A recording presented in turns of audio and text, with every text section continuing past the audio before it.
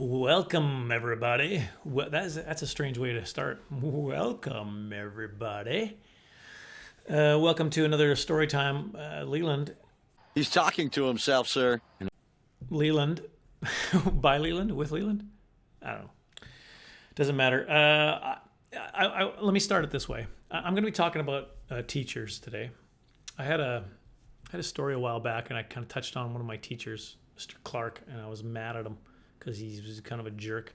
Yeah. I remember. And there was even comments about it. People were like, that got dark. Like, whoa, I'm uncomfortable. So so I thought, you know what, let me give you some teacher story. Well, I'll give you one teacher story specifically, not him.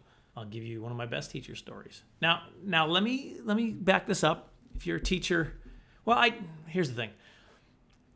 I don't like teachers. I don't hate all teachers. I just hate all my teachers. Hate is a strong word.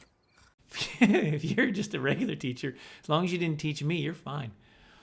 And I'm kidding. There was teachers that I did like, and so I make that.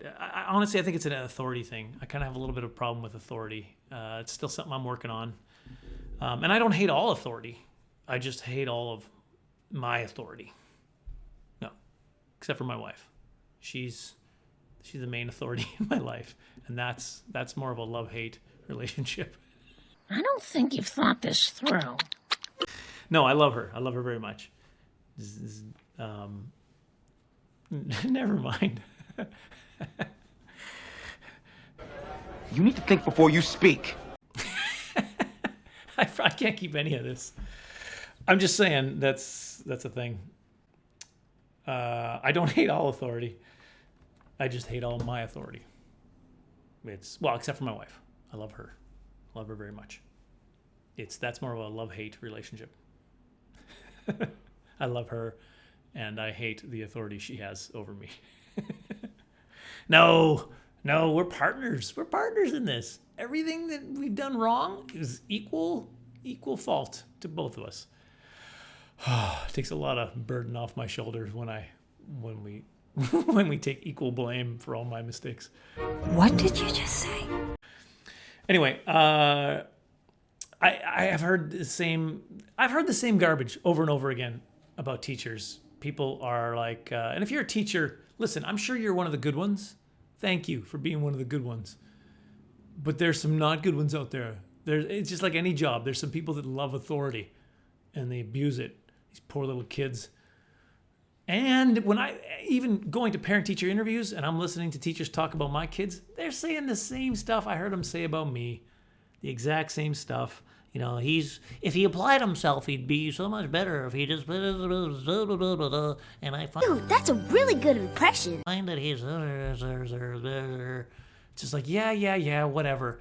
What's his grade in phys ed? Like, aren't you overthinking this a little bit?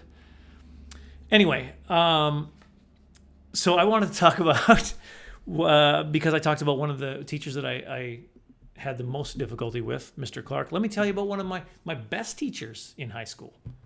I suspect you are being unrealistically optimistic. One of my best teachers, because even they, on their bad days, did some weird things. Oh, never mind. Mr. Tolles, my geography teacher. He was a great teacher. And then in my senior year, in the 12th grade, I took geography from him. Easy class, should be easy marks, smooth sailing. And for whatever reason, at the beginning of this year, of that year with him, he was just kind of being a bit of a jerk.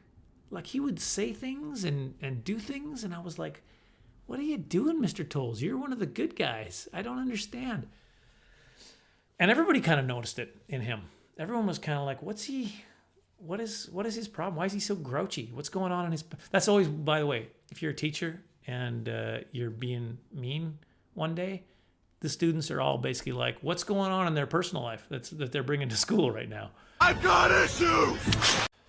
But anyway, he was kind of being a jerk to everybody. And this one time he'd assigned this essay to us in geography class. First of all, what are we doing writing an essay in geography class? Right? Like, what are you writing down in geography? Am I giving you directions for someplace? Because you know what would work better than that? A map. Shouldn't we be talking about the maps here? That's all I'm trying to say. So anyway, I write this essay, I hand it in, and in this class, I had expected to get in the 90s, 90%. I don't know what a grade, like if you're the letter grade, A+, plus, or whatever. This was one of my highest classes. This is geography. He's a good teacher.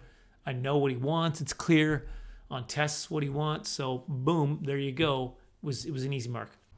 Gee, you've got it all figured out. And I handed in this essay on who knows what. History of geography? I don't even understand. People used to think it was flat. Now they think it's a globe. I don't know what this essay was. I can't remember. But I remember him giving me a poor mark, 60-something. And it was like going to mess up my mark because this was a big... And I was like, what?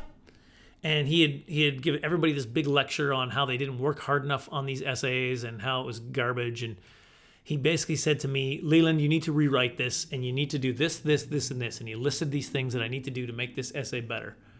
I felt like he was just making some stuff up. Like I was like, this is garbage. He just gave me a poor mark because he's in a bad mood. And in those days, I didn't like... What is that supposed to be? Type it out and then print it. You wrote it out. Everything was written out. So basically, to rewrite, I decided that's all I was going to do. I was literally just going to rewrite everything I had done again, because I was kind of ticked at this point. I'm like, he says he'll give me a better mark if I do these things. I bet you he doesn't even read it. That's actually what I said. I was like, he's not going to reread this. There's no way. So I just rewrote word for word. I didn't change anything that he told me to do. I just rewrote it word for word, and he gave it back to me. It was a 90. And I was like, I knew it. It's kind of a big risk to take, but I was trying to prove a point. Turns out at the end of the year, he told us that we as a class weren't gelling and we were kind of at odds. By the way, one of the guys in my class, there's a comedian by the name of Kelly Taylor, stand-up comedian out of Prince Albert, because that's where I'm from originally, Prince Albert, Saskatchewan. He's hilarious. One of the best comics in Canada, I would say. His brother, I went to school with his brother. He's quite a bit younger than me, but I went to school with his brother, his older brother. And Graham Taylor was the funniest guy I'd ever known. Like, we weren't like friends in the class or anything, but I just knew him. And anytime I was talking to him, he's just the funniest guy ever. So funny. Anyway, that's a little aside for you. The timeline skewed into this tangent. Rewrote it, got the 90 on reputation alone, I think. And then Mr. Tolles at the end of the class said, you guys weren't together as a unit. There was division, and you guys were mad at each other. So I decided to give you a common enemy. And so he literally had confessed to, like, yeah, I was being a jerk on purpose to get you guys to unify. And I don't know if we unified. I don't talk to anybody from that class. Who cares if we're a unity? We're just there to take a class.